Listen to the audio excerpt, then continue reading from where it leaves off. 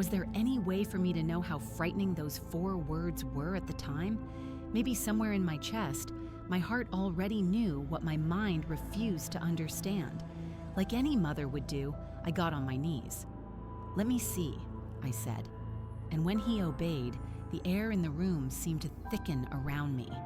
His skin was red, swollen, wrong in a way that made my stomach twist. I told myself not to panic, that there was an explanation, an allergy, an infection, something normal, something human.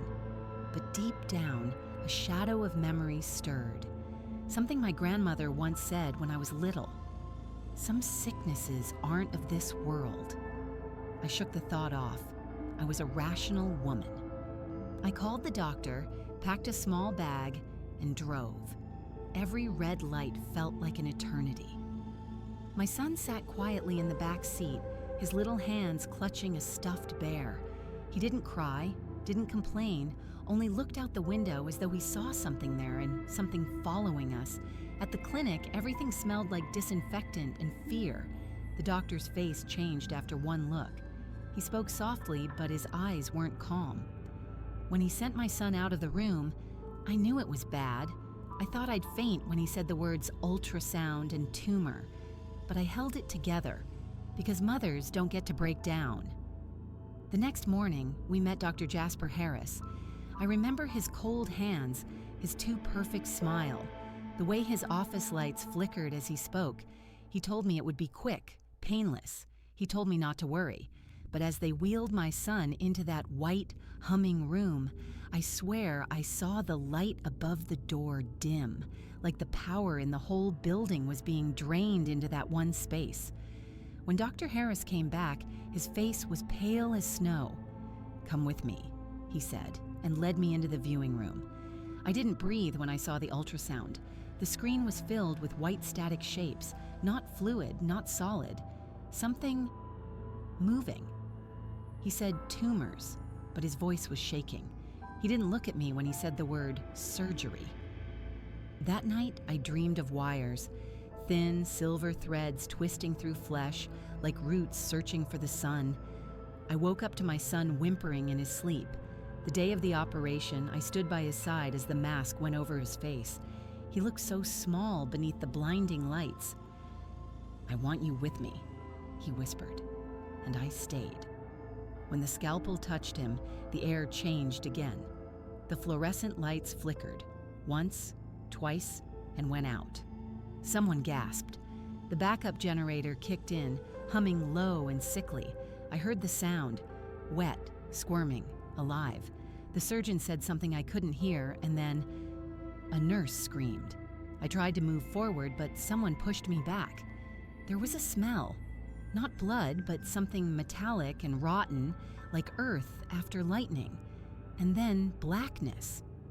When I woke, I was in a waiting chair with sunlight burning through the windows. The nurse told me it went well, that he was fine. But her eyes darted to the hallway when she said it, and I caught the faint outline of a man in a dark suit walking past. For weeks afterward, I told myself it was over, that everything was fine. The doctors said they removed everything, that the parasites, if that's what they were gone. But sometimes, when my son slept, his eyelids fluttered too quickly, like something beneath was trying to wake up. And once, I swear I saw the pupils move in opposite directions. It's been 2 months since then, 2 months since the operation. I thought I'd finally started to breathe again, until this morning. He stepped out of his room, his cereal bowl clutched in trembling hands.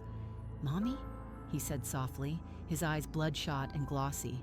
My eyes hurt. I dropped my coffee, because behind those words there was something else, a faint sound, a buzzing, like hundreds of legs scraping from somewhere deep inside. And then he blinked, and for the briefest moment, I could swear something beneath the surface blinked back. I froze, the mug still trembling in my hand as coffee dripped down my wrist. My son stood there in the hallway, small, fragile, his eyes glistening like wet marbles. But there was something else, something moving just beneath the surface of those eyes, like ripples under glass. "Sweetheart," I whispered, forcing my voice not to shake. "Come here." He hesitated. He didn't look scared. He looked dazed, as if something inside him was listening instead of him. When he stepped into the light from the kitchen window, I gasped. His pupils seemed too wide, swallowing the brown of his irises until his eyes looked almost black. "Does it hurt bad?" I asked. He nodded slowly, then rubbed his eyelids with the heels of his hands. "It feels like bugs crawling," he said. The words made my blood turn to ice. I told myself not to panic, not again. Maybe it was just irritation, an infection, an allergy, anything but... No, I couldn't even finish the thought. I called the hospital, stammering through the explanation. The receptionist told me to bring him in immediately. The car ride felt like a nightmare stretched thin. The closer we got to the hospital, the more he fidgeted. He kept glancing at the windows, then at the mirrors, as though something outside was staring back. "Mommy?" he asked softly. "Do they live in the dark?" I gripped the steering wheel so hard my knuckles turned white. "Who, baby?" He didn't answer. He just smiled a tiny, strange smile and whispered, "You'll see." When we arrived, Dr. Harris wasn't there anymore. The receptionist told me he'd been transferred. No reason given. The nurse led us into another examination room. The lights above us buzzed faintly, flickering every few seconds. A new doctor came in, older, tired-looking, with a name tag that read, Dr. Braddock. He checked my son's eyes with a small light, then frowned. "When did this start?" "This morning," I said, clutching my arms. "He said his eyes hurt. He's been through something similar before." The doctor glanced at the file.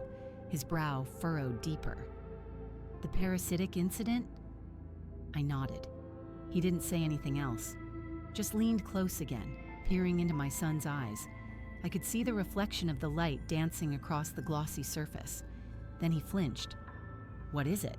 I asked. He stepped back, muttering something under his breath. "There's something behind the cornea, moving." I stood up so fast my chair screeched across the tile. "What?" He didn't answer. He reached for a phone on the wall and pressed a button. "This is Braddock in exam 3. I need an ophthalmic consult and containment team now." Containment. The word sent a chill through me. Before I could ask, the overhead lights flickered again, brighter this time, and my son let out a sharp cry. He pressed both palms to his eyes. "It burns!" I rushed to him, but when I tried to pull his hands away, his skin felt hot. Too hot. The doctor tried to help, but a low hum filled the room, vibrating through the floor, through my bones. Then it stopped. My son lowered his hands, and I saw them, tiny, hair-thin lines etched across the whites of his eyes, wriggling faintly like threads of silver. They shimmered for a second before disappearing beneath the surface again. Dr. Braddock stumbled back, nearly dropping his instruments. "Get security," he hissed to the nurse. But before she could move, the hum came back, louder this time. The light bulbs overhead began to shake, flickering wildly, and then they burst one by one, showering us with glass. I threw myself over my son. Everything went dark except for the faint glow coming from his eyes. It wasn't a reflection. It was coming from inside. Then, just as suddenly as it began, the light faded. When I looked again, my son was unconscious in my arms. Dr. Braddock was on the phone again, whispering to someone I couldn't see. I caught only fragments, words like containment breach, possible infection, and unknown origin. When I demanded to know what they meant, he looked at me with hollow eyes. "Ma'am," he said softly, "we're not sure what's inside your boy, but whatever it is, it's learning." The next hours were a blur. They took blood samples, brain scans, eye scans. Men in black suits came again, same kind as before. No names, no badges, just voices calm enough to make you want to scream. One of them leaned close to me and said, "Do not tell anyone what you saw today, for your safety and his." They transferred my son to an isolation ward. I wasn't allowed to stay the night. When I got home, I sat in the dark kitchen, staring at his half-eaten cereal bowl still on the table. The milk had gone gray, like it was dying too. That night, I dreamed of light. It wasn't warm, it wasn't holy, it was alive. Crawling beneath skin, behind eyes, whispering in a voice that wasn't human. And when I woke, my phone was ringing. The hospital. The nurse's voice trembled. "Ma'am, your son is missing." For a moment, I didn't understand the words. They slid over my mind like oil. Missing. From an isolation ward, with locked doors and cameras? "I'm on my way," I said, and the phone kept buzzing even after I hung up, like it didn't want to let me go. The hospital corridors were brighter than I remembered, the light sharp enough to sting. A security guard led me to a small room with a wall of screens. The footage was already queued up. 2:13 a.m., my son in a narrow bed, sensors stuck to his skin like white barnacles. He stirred, sat up. The lights overhead flickered. Then the humming started. Tinny through the speakers, but deep enough to rattle in my ribs. On the video, the door unlocked by itself. The indicator turned from red to green with a soft click. He climbed down, bare feet touching the tile with a wince. He didn't run. He walked. He paused at the camera and looked straight into it, and I felt a primitive urge to step back from the screen. Behind his eyes, a faint shimmer pulsed, like electricity under frost. Then the hallway camera caught him turning the corner toward the service stairwell. The timestamp warped. 2:14 became 2:07, then 2:18 in a single skip, like time in that corridor had hiccuped. In one frame, he was alone. In the next, a blur moved behind him, thin and tall, the color of fluorescent light. When the security guard scrubbed back, the blur wasn't there. "Where did he go?" I asked. My voice sounded like it belonged to someone else. "Stairwell camera cut out," the guard said. Came back online 20 seconds later. He was gone. The men in suits were there again, as if they'd been waiting in a nearby closet for their cue. No names. Same calm. "We're conducting a search of the premises and surrounding area," one said. "Please remain available." "Available?" I snapped. "He's 5. He's sick. He's..." The other man tilted his head, listening to an earpiece that wasn't there. "We suggest you return home. If he contacts you, do not answer questions. Do not turn on any bright lights." It was such a specific warning that the room seemed to shrink around it. "Why?" I asked. "Because they like it," he said. "They learn faster in the light." They. I left anyway. I drove streets I'd known for years and didn't recognize a single one. Every traffic light looked like an eye held open. I tried calling Dr. Braddock, straight to voicemail. I tried the nurse, disconnected. My ex-husband, no answer. Halfway home, my phone rang again, an unknown number. I answered so fast I almost dropped it. "Hello?" Static, a thin whisper threading through it. "Mom, baby, where are you? Don't be mad." His voice sounded far away, as if it had to travel through a tunnel to reach me. "They showed me a place where I don't hurt." My hands tightened on the wheel. Who did? Them. A pause. I heard a soft scraping sound like fingernails on glass. "But they get hungry when the lights are on." "Where are you?" The line beeped, warped. A second voice, glitching beneath his, said the same word a fraction of a beat later, a perfect echo. "Home." The call dropped. I didn't realize I was speeding until the street blurred past. I skidded into the driveway, left the car door open, ran to the front door. It was unlocked. The house was dark. Not just lights off dark, the kind of darkness that swallows edges. My fingers shook as I felt along the wall for the switch. Then I remembered the warning. I stopped. "Sweetheart," I whispered. "I'm here." Silence except for a soft drip from the kitchen. I moved toward it, my phone screen held like a candle. The glow made a little pool on the floor, glassy with spilled water. The fridge hummed too loud, a metallic growl. On the kitchen table, his cereal bowl still waited, the milk skin wrinkled like an old photograph. Beside it lay a paper napkin covered in pencil scratches, spirals, intersecting lines, tiny X's. I bent closer. The lines weren't random. They were corridors, little bars and boxes, as if he'd drawn a map of the hospital hallways from memory. In the top corner, in shaky letters, "Don't look in the mirrors." A floorboard creaked down the hall. I turned. The air got colder, as if a window had been opened somewhere deep in the house. My phone's glow shimmered against the picture frames as I passed them, our faces stretched in the glass, the reflections lagging half a second behind. "Mom." His voice came from the living room, soft, patient, too patient. He was sitting on the couch in the dark. I saw the outline of him before the details came. His head tilted, the small curve of his shoulders. He held his stuffed bear in his lap. I took a step. "Are you hurt?" He shook his head. The bear's glass eyes caught the phone light and flashed. "They don't want to hurt me," he said. "They want to see." "See what?" "Everything." He blinked, slow. Behind the lids, I thought I saw a movement, a faint rippling like minnows in a pond. "They said you would help." A chill crawled up my back. "Help how?" He raised one hand and pointed at the ceiling, at the light fixture.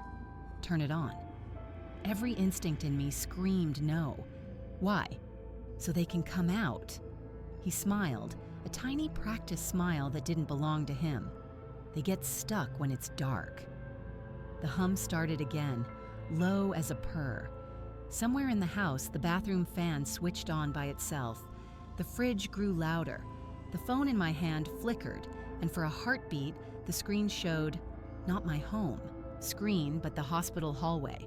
I saw my son walking there again, except he was still on the couch in front of me. The image blinked, stuttered, returned to normal. "Baby," I said carefully, "what are they?" He tilted his head the other way. When he spoke, I heard two voices, his and the echoing one from the phone, overlapping perfectly. "We don't have a word. You made lights. We use them." My mouth was dry. "What happens if I turn them on?" He stood up, the bear hanging limp from one hand. The shadows pooled around his feet like water. He took a step toward me, and the reflections in the picture frames took a step a fraction too late, catching up with a rubbery snap. "Then we won't have to hide anymore," he said. I swallowed, my finger hovering just below the switch. The house hummed. The darkness leaned in to listen. If I turned the lights on, what would step out of my son's eyes? And could I ever turn them off again? My hand hovered over the switch. A single breath separated us. Me, the mother who used to kiss scraped knees, and the small figure whose eyes no longer belonged to anything I'd birthed. "Don't," I whispered. "Please, baby, don't make me." He smiled again, slow and patient, like someone repeating an old memory. "You already did." The light clicked on by itself. For a heartbeat, nothing happened. Just the hum of the refrigerator and the thin whine of electricity pushing through the bulbs. Then every shadow in the room rippled outward, as if the light itself had turned liquid. My son's eyes flared white, not glowing, shining like glass lit from within. Threads of silver raced across his skin, branching from the corners of his eyes down his neck, crawling beneath the collar of his pajamas. He dropped the stuffed bear. It hit the floor with a soft thud, but it didn't stop moving. Its seams twitched, bulged. Something pressed against the cloth from the inside. "Stop," I said, stepping backward. The lights above us flickered, too bright to look at. "Please, stop." He turned his face toward me, and for a split second, the light around him bent. His shadow on the wall stretched twice his height, its arms unfolding wider than human arms should go. Then came the voices, not loud, not screaming, whispering, thousands of tiny mouths, murmuring in a single breath. The same tone as that hum from the hospital, now multiplied like the entire house was breathing. "Don't fight it," the overlapping voices said through my son's mouth. "We waited inside the dark. You brought the sun." I stumbled into the kitchen, reaching blindly for anything, a knife, a towel, a phone, but every appliance glowed faintly, their lights pulsing in rhythm with his heartbeat.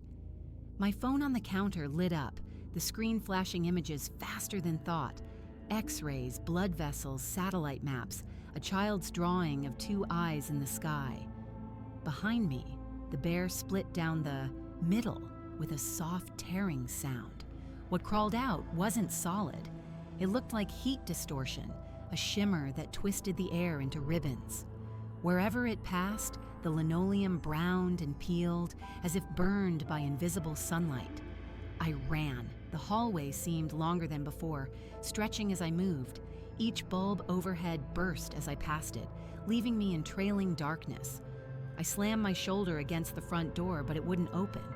The lock turned, then turned itself back. "Mom," the voice behind me said.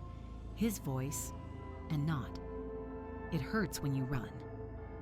I turned. He was standing at the end of the hall, one hand against the wall, light seeping from his fingertips like molten glass. His veins glowed faintly under the skin, tracing patterns that didn't look human, geometric, almost deliberate.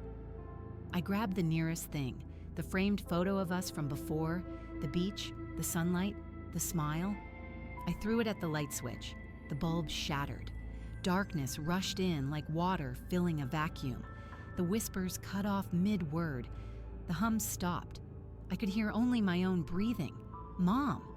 His voice again, small now, real, trembling. "It's cold." I didn't trust it, not yet. "Stay there," I said, inching forward. He sobbed once, a child's sound. "I didn't mean to, Mommy. I didn't mean to let them out." I felt the photo frame crack under my foot. Shards of glass glittered faintly in the dark, catching some light that shouldn't have been there. When I reached him, he was curled up on the floor, eyes closed, the glow gone. His skin was pale and clammy. For a second, I thought he wasn't breathing. Then his chest rose weakly.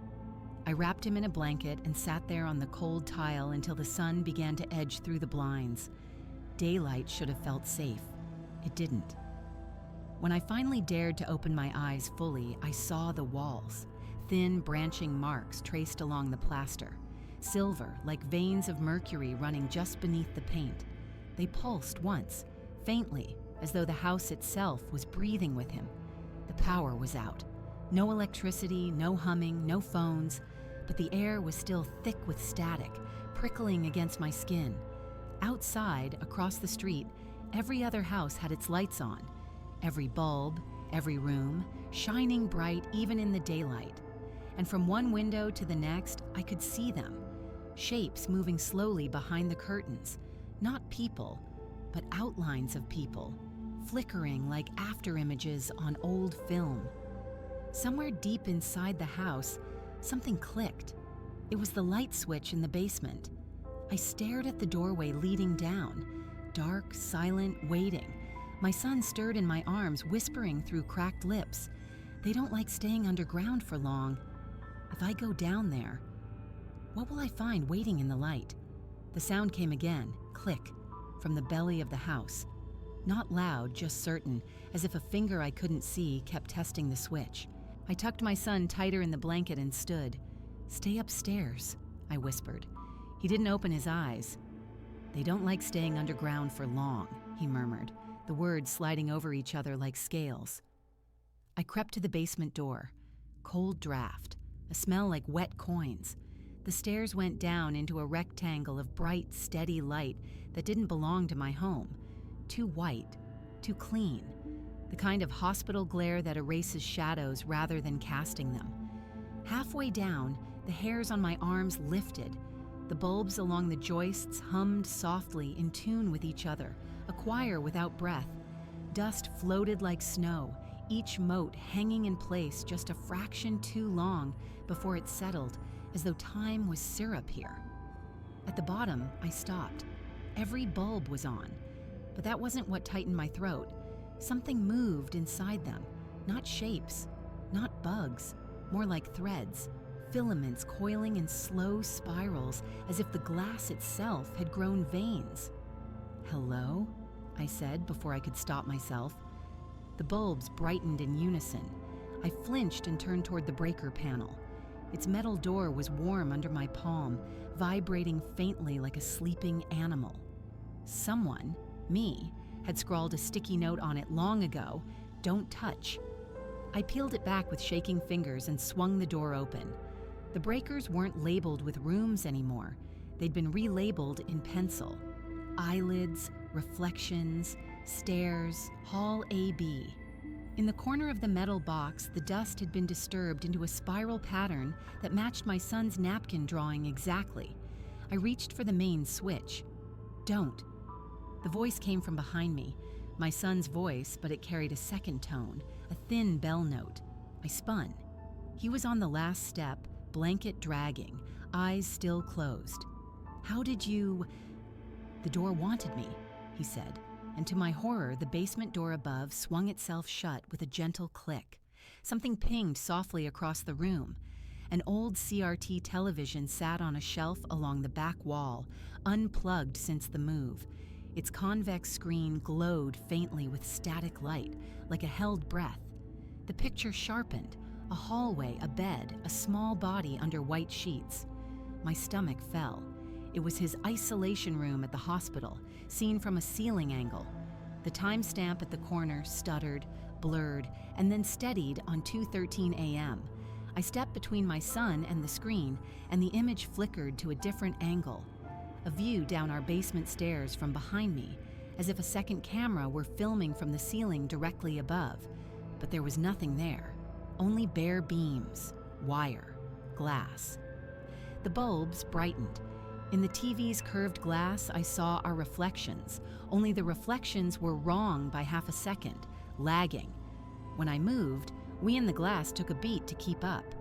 And when my son swayed, blinking in sleep, something else blinked with him. A ripple moving under his eyelids like fish, turning in a dark lake. I gripped the breaker. I'm turning. It off. The hum pitched lower, warning. The bulbs swam with those coiling threads, gathering toward their bases, toward the wires, toward the panel. "Please," my son said. And when he said it, half the basement answered please in a whisper that trembled the nails in the joists.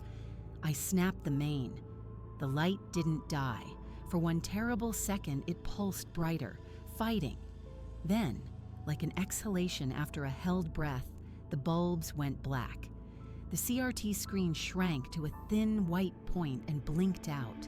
The hum retreated into the bones of the house. Sound rose from outside. Shouts, the crunch of gravel, a van door slamming. I hurried to the little window near the ceiling and peered up through the cobwebs. Men in black suits, a boxy van with no markings, antennae glittering like insect legs. One man spoke into his sleeve. Another rolled a cable reel toward our fuse box outside. Their faces were calm, practiced, the stillness of people who had done this before and would do it again. I swallowed. "We have to go." "Where?" my son asked. His eyelids fluttered. "There's light everywhere." He was right. Even with the breakers off, the basement wasn't fully dark.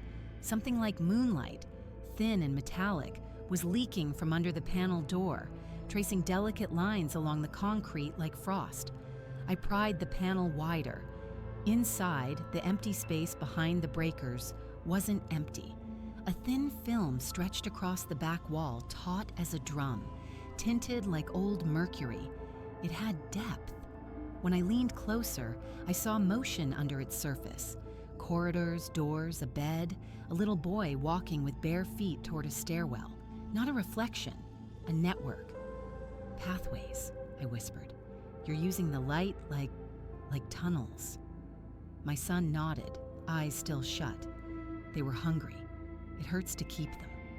I looked at his small face, suddenly ancient with exhaustion.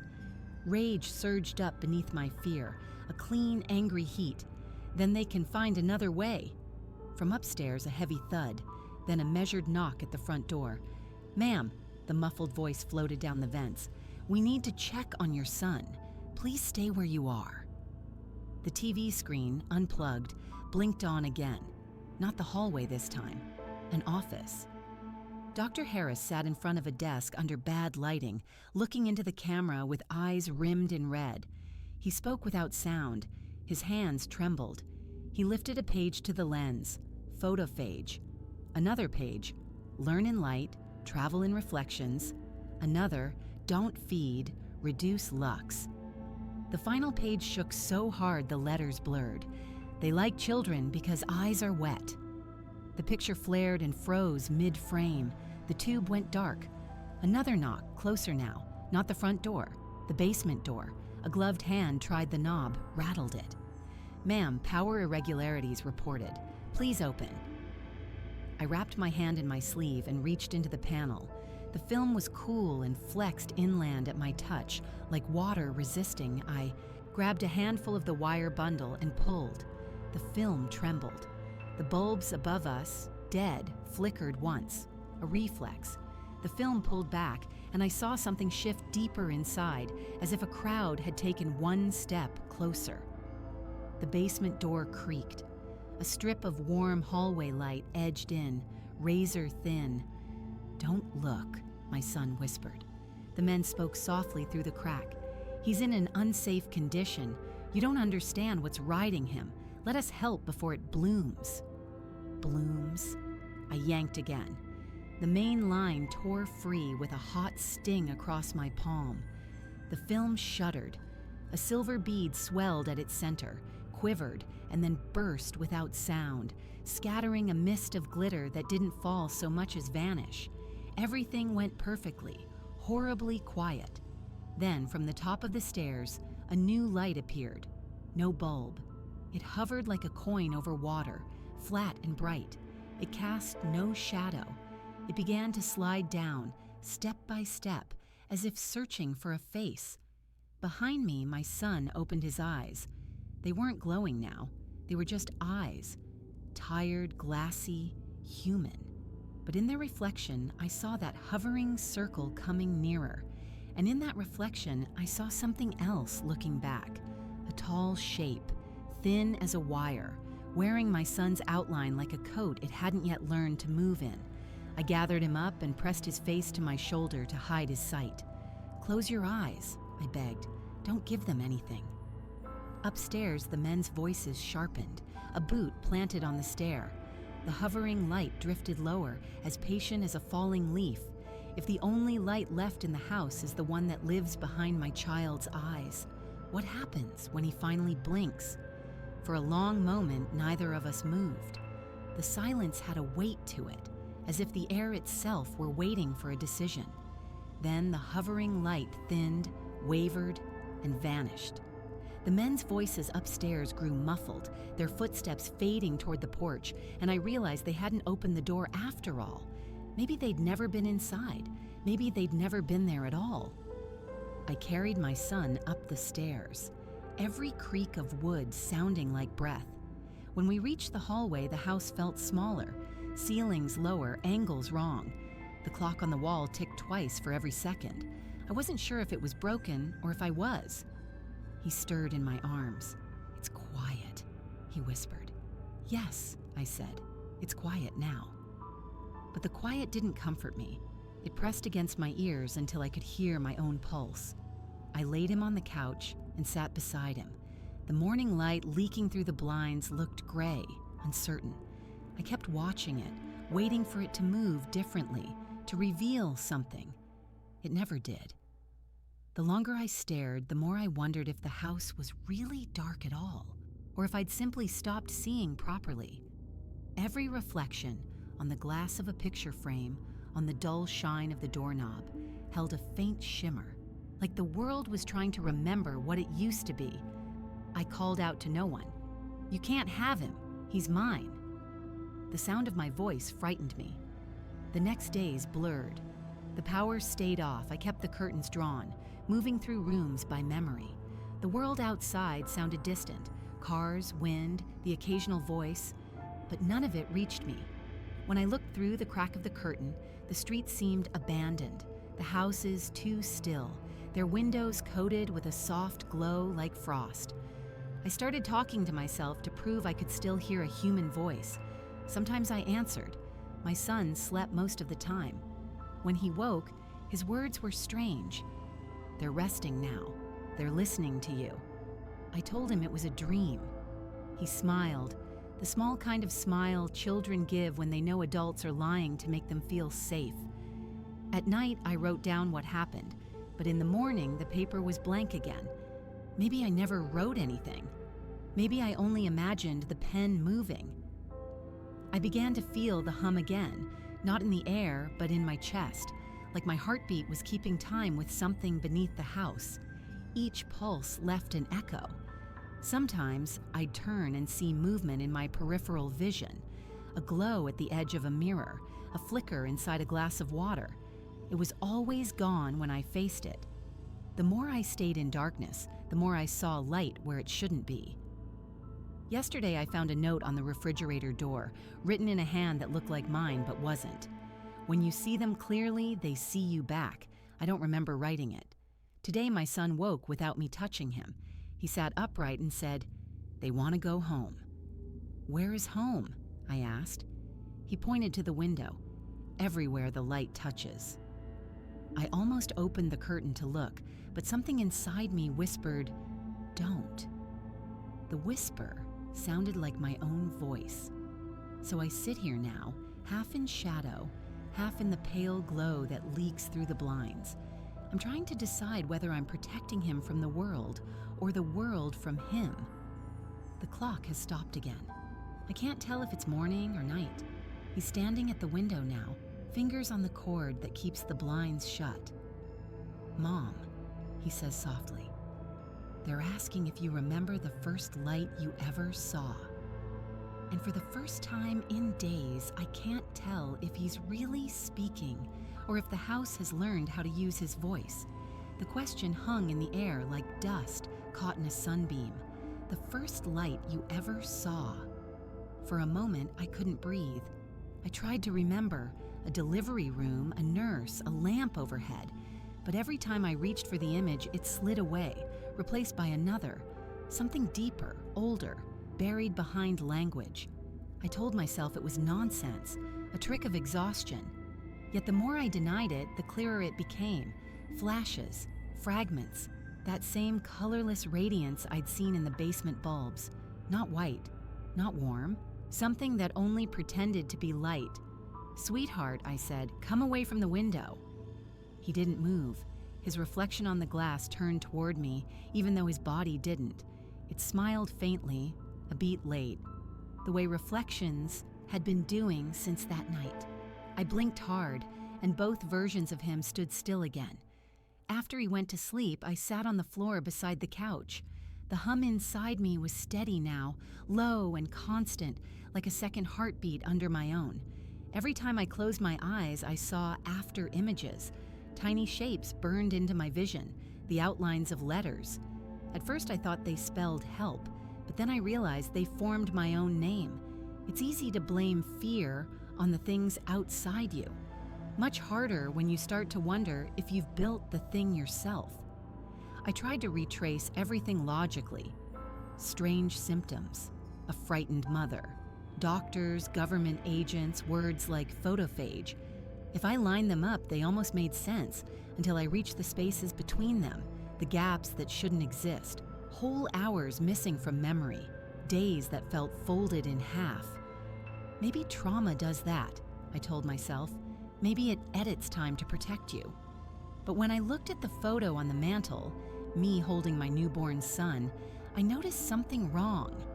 The lamp behind us was the same impossible color I'd seen in the basement, and in the baby's tiny pupils, the reflection wasn't me. It was another lamp, another light, an infinite chain of reflections receding into itself. I dropped the frame. The glass didn't shatter. It bent like plastic softening under heat. For the rest of the day, I tested myself. I whispered numbers aloud, simple facts, my own address. The words came out correct, but they didn't feel owned, like reading a script I'd memorized too well. By evening, I couldn't tell whether I was moving through the house or the house was moving through me. The hum matched my pulse exactly. When I held my hand against the wall, the rhythm inside the plaster shifted to meet it. I told myself it was coincidence. Then I thought, coincidence is just a pattern that hasn't confessed yet. At dusk, I found a journal in the drawer by my bed, the one I'd used to write everything down. Every page was blank except the last, where a single line appeared in neat handwriting. You don't remember because remembering is how we enter. I slammed it shut. My own handwriting, my own pen. Now, as I write this new entry, I'm afraid to look at the paper when I finish. I keep the curtains drawn tight, but the cracks between them are bright, too bright, as if the sun has crept closer to the window. My son is sleeping again, though sometimes I think I hear him murmuring in time with the hum. I've stopped touching him when I check his pulse. I'm afraid of what I might feel, afraid the rhythm will match mine. I keep thinking about his question, the first light I ever saw. What if it wasn't the hospital lamp after all? What if it was something waiting, patient even then, choosing who would remember and who would forget? And if that's true, what exactly am I now? A mother guarding her child in the dark, or the light learning how to speak through her mouth?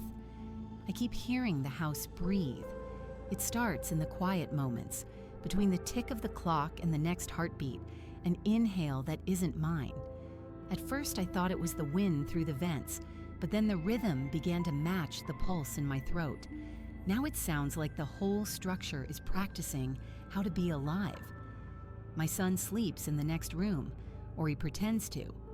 Sometimes I hear him whispering to the dark, the same question over and over. Do you see it yet? Each time the answer changes pitch, like more than one voice is speaking through the same small mouth. The longer I stay awake, the less certain I am of the difference between thought and light. When I close my eyes, brightness seeps through my eyelids as if the world has turned inside out. When I open them, words shimmer faintly on the walls, phrases I've never said but somehow know. Remember to forget. You were here before. I walk through the house at night with a candle cupped in my hands. It's the only light that doesn't hum. In its flicker, I see traces of other rooms overlaying mine, corridors that belong to no building, outlines of people frozen mid-gesture, faces turned toward a glow just out of sight. Each time the flame bends, they vanish, leaving only the smell of smoke. Yesterday I found photographs I don't remember taking. They were tucked behind the breaker panel. The hospital, Dr. Harris, the men in black suits, my own reflection standing beside them. In the reflection, I wasn't holding a camera. I was holding a lamp. The same impossible white glare burned in the glass. I tried to burn the photos. They refused to blacken. The edges curled, but the images stayed clear, shimmering with that same metallic sheen. When the flame touched the surface, the hum returned, a note so low I felt it in my teeth, and for an instant I saw the outline of something huge moving beneath the paper, as if the picture was only a thin window. The candle went out. The hum faded. I couldn't tell whether minutes or hours had passed. Now, daylight never feels right. The sky outside the curtains glows a little too steadily, like a screen instead of a sun. Sometimes the neighbors' windows flicker in unison, as if someone were editing the whole street frame by frame. I keep trying to remember ordinary things, my mother's voice, the smell of rain, the taste of coffee, but the memories slide away, replaced by a silver shimmer. It's as if the light is sanding me smooth, erasing detail until I fit its reflection perfectly. My son woke a few minutes ago. He came to me, touched my face, and said, "You're almost done remembering." His eyes looked normal, soft brown, human. But in them, I could see the faintest image of myself, not as I am, but as something brighter, thinner, stretched across a horizon I can't name. He kissed my cheek and whispered, "When you stop fighting it, we'll finally see everything." I don't know if that's a promise or a threat. The hum is back, gentle, steady. The walls pulse with it. Every surface glows as if waiting for a signal. My thoughts keep sinking to the rhythm. I'm writing slower now because the house already knows what I mean to say. Maybe the light was never outside of us at all. Maybe it was memory, learning how to see itself. I can feel it at the edge of language, shaping each word before I write it. It asks only one thing. Will you remember the first light you ever saw, or will you let it remember for you? The hum has turned into music, not the kind made by instruments, more like a pattern the air remembers. Every note folds into the next until silence feels like the melody underneath. I try to hum along, and for a heartbeat, the room echoes back perfectly, as if it has been waiting for my voice to find the right pitch. The walls look thinner now. I can see their frames through the paint, faint outlines of wood like ribs under pale skin. When I touch them, warmth blooms from the inside outward. I tell myself it's just the old wiring still holding charge, but my fingertips tingle long after I move away. My son sits cross-legged on the rug, the blanket draped over his shoulders. The morning light pushes through the curtains, turning the fabric into sheets of gold. He's tracing shapes on the floor with one finger, circles within circles, small enough to disappear if I blink. "What are you drawing?" I ask. "Not drawing," he says without looking up. "Remembering." The word ripples through me like a wave through glass. Every memory I reach for, school, work, birthdays, comes back brighter than it should be. Edges too clean. They don't feel recalled anymore. They feel generated, as if remembering is just another kind of light trying to escape. I walk to the window. The curtain trembles in a breeze I can't feel. Beyond it, the street glows soft and steady, no shadows at all. The neighbors' houses have merged into a single pale outline, their roofs and fences dissolving into one long horizon. It looks like the world is exhaling. Behind me, my son whispers, "You're starting to see the rest of it." The rest of what? He looks up then, his face calm, almost radiant. The space between what's real and what remembers being real. I want to tell him he's scaring me, but the words stick. Maybe because they aren't true. Maybe because what scares me most is how peaceful it all feels. The journal on the table opens itself with a soft crack of paper. New words appear, letter by letter, written in light instead of ink. There is no them. There is only what you chose to notice. I touch the glowing line, and for a heartbeat, the house blinks. Every object, chair, picture, cup, rearranges itself around a center I can't quite see. When the vision steadies, everything is still exactly where it was, but I know it isn't the same. The air smells of ozone and wet stone, the scent of a place after thunder. My son stands and takes my hand. His skin feels normal, warm, small, human. But through it, I sense something vast, patient, curious. "Do you remember now?" he asks. I close my eyes. The darkness behind my lids fills with a quiet radiance, the same colorless glow from my earliest memory, the first lamp, the hospital, maybe even before that. It's everywhere at once, and for the first time I understand. It isn't outside or inside. It's the act of seeing itself. When I open my eyes again, the room is brighter, yet no bulb burns. The light comes from the words still etched on the wall, from the spaces between them, from me. I realize that fear was only the shadow of recognition. My son squeezes my hand. "You don't have to be afraid. You already are what you were trying to protect." Outside, the sky hums the same low note as the house. It's not threatening. It's a heartbeat large enough for everything. For a moment, I think I can see all the way through the light, to cities, oceans, other lives, and they're all breathing with me, each a reflection of the same thought. And yet a small part of me, the part that still answers to Mother, whispers one last question. If everything I see is the light remembering itself, when it finally forgets again, will I still be here to watch it start over? The hum fades until it becomes a whisper of air. The world has gone perfectly still, as if sound itself is listening. I sit by the window with my son asleep against my shoulder. The light outside is no longer harsh. It moves like water, slow and alive.